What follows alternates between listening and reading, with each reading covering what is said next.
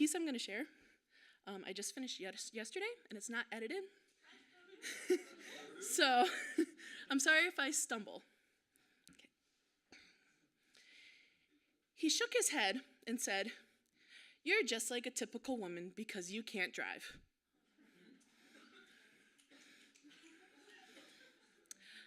I feel I drive fine. Sure, people have told me they're not positive I'm supposed to drive on the shoulder, or they know I'm not supposed to drive right down the middle of the road. Stop reminding me of a kindergarten teacher dictating to me to color inside the lines. My creative interpretations of the routes I drive have yet to hurt anyone. And yeah, sometimes I hit the curb on a right turn, or a left turn, or no turn at all. But I just want to give it a hug, or remind you that you're alive sitting next to me in the car. Of course, sometimes, oh gosh. Yes. Of course, sometimes I space out, and I hear you murmur, "No cop, no stop," when I pass by those red octagon things. But it's called a rolling stop. I know what brakes are. I just don't want to put too much pressure on them. They have a lot of weight to carry, you know? Don't get me wrong. I understand that you get scared when I stop at green lights or go 22 miles an hour over the speed limit or accidentally turn the wrong way on a one-way or have to drive through every terminal in O'Hare Airport because I can't listen to a GPS. I get it, I really, really do. But do you know what's scarier than my car? The car behind me. It doesn't matter if it's a blue car, red car, big car, small car, clown car. It makes me uncomfortable to suddenly realize there's a car there. I don't know them. Why are they suddenly so close? Or not close at all? Do they think I'm in their way? Are they judging the way I move? What do they want from me? Do they wish I would speed up? Are they getting annoyed with how long I pause? Did I turn on my turn signal soon enough? Can I assume they know what I'm doing? And of course, the ultimate question is, are they getting angry at me? Are they angry at me? Or really, how do I make sure they don't get angry? Because I've heard the stories of cars following you all the way to your house and a man jumping out in a fit of rage killing you simply because you cut him off, turned in front of him, moved too quickly, didn't move quick enough. So do I speed up when a car is 10 feet behind me? Do I worry when he turns on the same street as me? Do I worry about the signals I send him?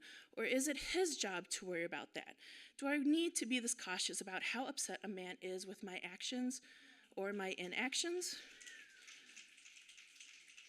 Well, I replied to him, if my fear of what a typical man is capable of doing to me is any indication, I guess you can label me a typical woman. Yeah, okay, I've never written a poem about this topic, so bear with me. It's called Cell Bars. Cell bars were never meant to contain humans of infinite possibilities. Saturated in black and white, my colors still seep through, silenced by sin taught to me by teared Bible pages that left paper cuts on my fingertips. Not even spoken by the lips of its followers in fear of tainting the air, afraid I may breathe too much of it. I was sworn into a book in the form of jail cells, the bars holding me in, telling me I was not to be seen by the public, that they could not believe a heart so big, so welcoming to everyone. It was said I was impossible. Like an augmented rainbow of pink, yellow, and blue, I was never a girl fond of bright colors. But these have dripped down my shivering soul, made it warm again, wrapped around it like a mother tending to her child that had been pushed off the swing set one too many times, like a mother who would have accepted her in all her colors instead of barricading her with cell bars. to see through it like a kaleidoscope of kindling opportunity, to caress the swollen, scraped knees of a small girl in what she thought was a jail cell world with binary lines disguised as cell bars. Thank you. Minute 1, prime.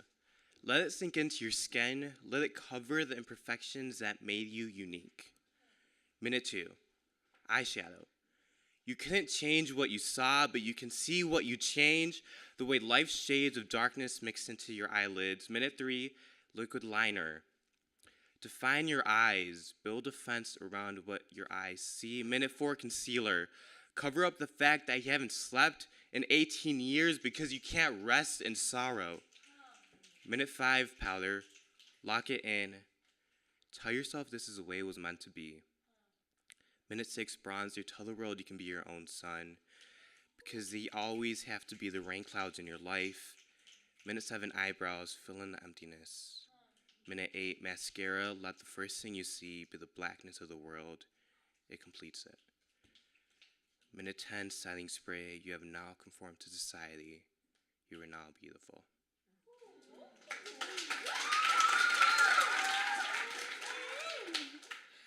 Hi, my name is Leslie, and my piece is titled Brown.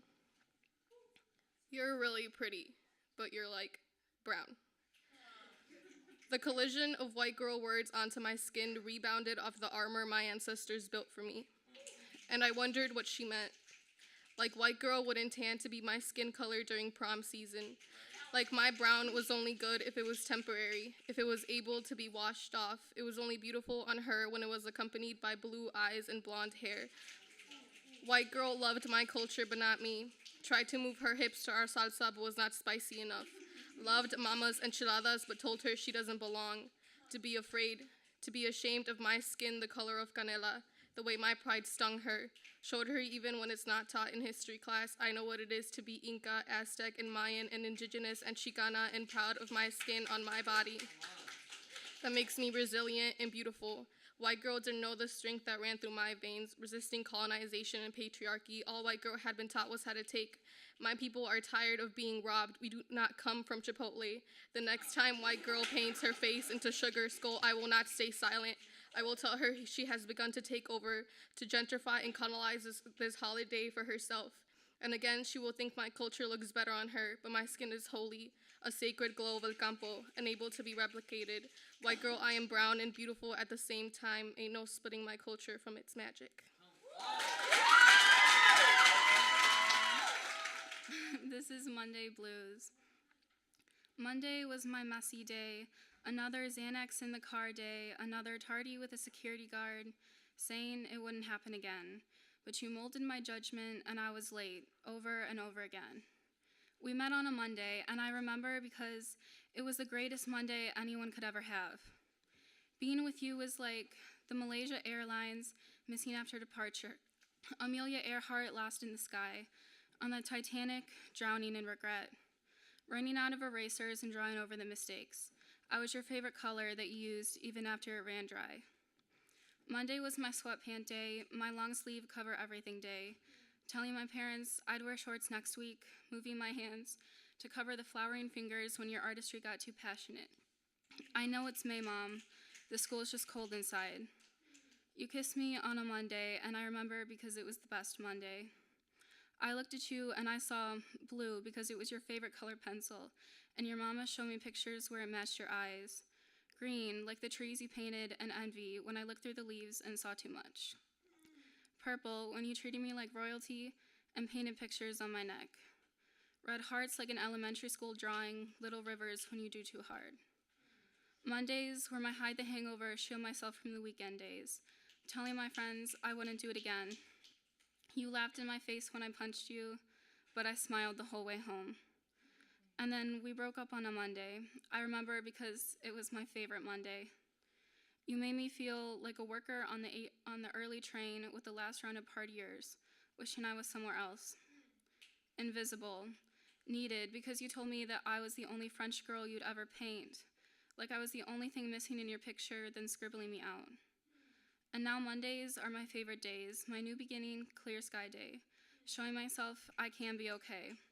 Your name no longer marks the corner of my portrait, and you don't control my schedule anymore.